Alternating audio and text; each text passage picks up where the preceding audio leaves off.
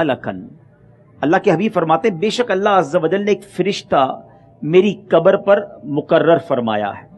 नबी पाक के रोजे पर एक फरिश्ता है, उसकी ड्यूटी क्या है जरा सुनिएगा। आका फरमाते हैं अअताहु अस्माअल खलाइक, अल्लाह ताला ने उसे तमाम मखलूक की आवाज सुनने की ताकत अता फरमाई है। सिर्फ इंसानों की नहीं, सारी मखलूक की आवाज वो सुन लेता है। और कितनी दूर से सुन लेता है।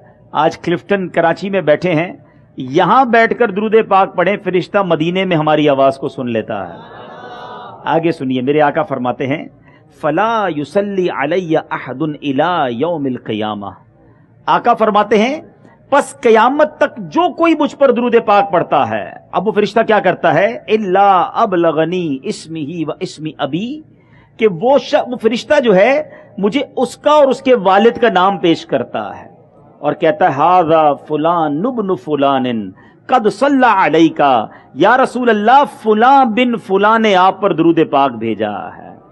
अब ये एक हदीस पाक है, लेकिन बहुत खूबसूरत बातें इससे सीखने को मिल रही हैं। एक इश्क वाली बात, एक अकीदे वाली बात।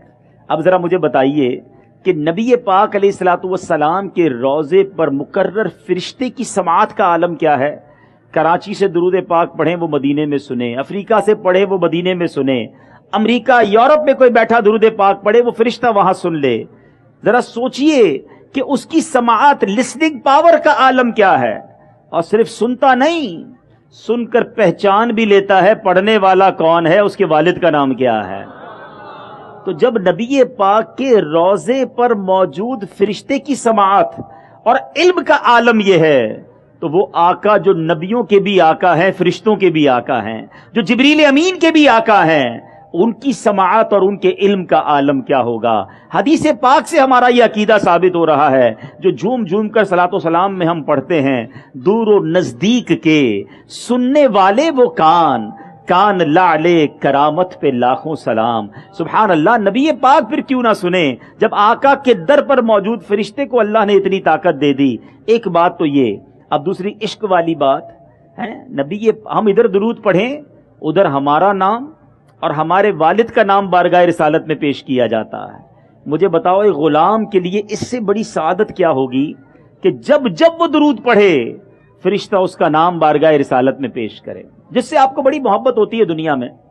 और जब आपको कोई आकर बताए कि यार आपका तस्किरा उनके पास हो रहा था, कितना अच्छा लगता है। मिसाल के तौर पर कोई आपको आकर कहे यार आपकी बात आपके पीर साहब के सामने हो रही थी, हैं? बंदा कहता है वाकई मेरा जिक्र हो रहा था, जरा दोबारा बताना क्या बात हुई थी, एक बार फिर बताओ ना क्या कहा था।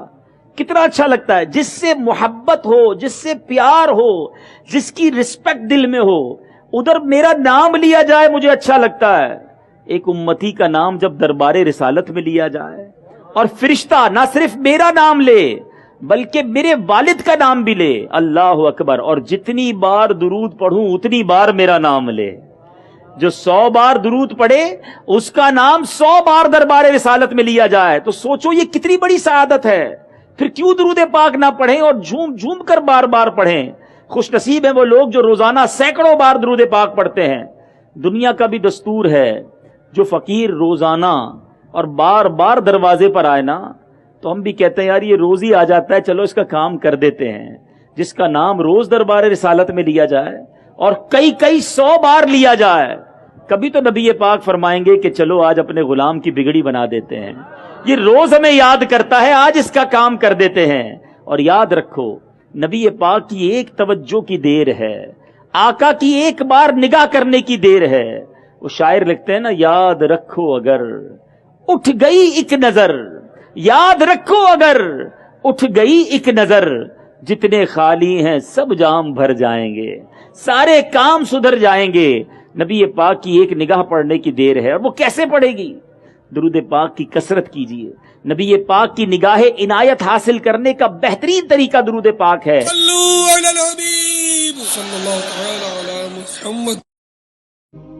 दीन की बात फैलाना सदक़े जारिया है। सवाब की नीयत से वीडियो को शेयर जरूर कीजिए। जज़ाकल्लाह।